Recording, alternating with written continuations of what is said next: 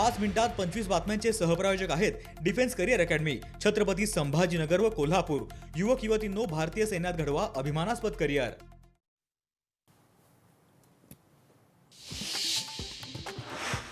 अजितदादांच्या अपघाताची चौकशी व्हायला हवी, यामध्ये कोणी दोषी असेल तर त्यांच्यावर कारवाई व्हायला हवी, शेतकरी नेते रविकांत तुपकरांचं वक्तव्य। पुन्हा एकदा फेकू अर्थसंकल्प मांडला गेला, बेरोजगारांसाठी बजेट काही उपयोगाचा नाही, अर्थसंकल्प 2026 वर काँग्रेसचे प्रदेश अध्यक्ष हर्षवर्धन सपकाळांचं वक्तव्य। राहुल गांधींना आपल्या देशाला आणि लष्कराला बदनाम करायचं आहे, राहुल गांधी हे फक्त चर्चेत राहण्यासाठी दावे करतात, मुख्यमंत्री देवेंद्र फडणवीसांचं वक्तव्य।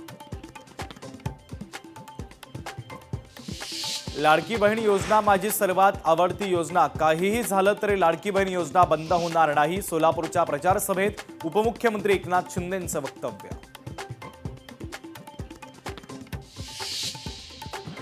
भाजपच्या वतीनं केंद्रीय अर्थसंकल्प 2026 या विषयावर जेनझीसाठी संवाद कार्यक्रमाचं आयोजन, भाजप मुंबई अध्यक्ष अमित साटम यांच्या प्रमुख उपस्थितीमध्ये कार्यक्रम।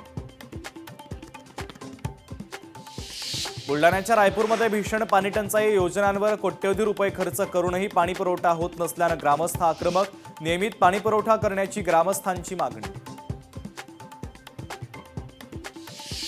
छत्रपती संभाजीनगरमध्ये झेडपी निवडणुकीसाठी जमावबंदी लागू, 5 ते 7 फेब्रुवारीपर्यंत मतदारांना धमकावणं आणि अनधिकृत वाहनांचा वापर करण्यास सक्त मनाई।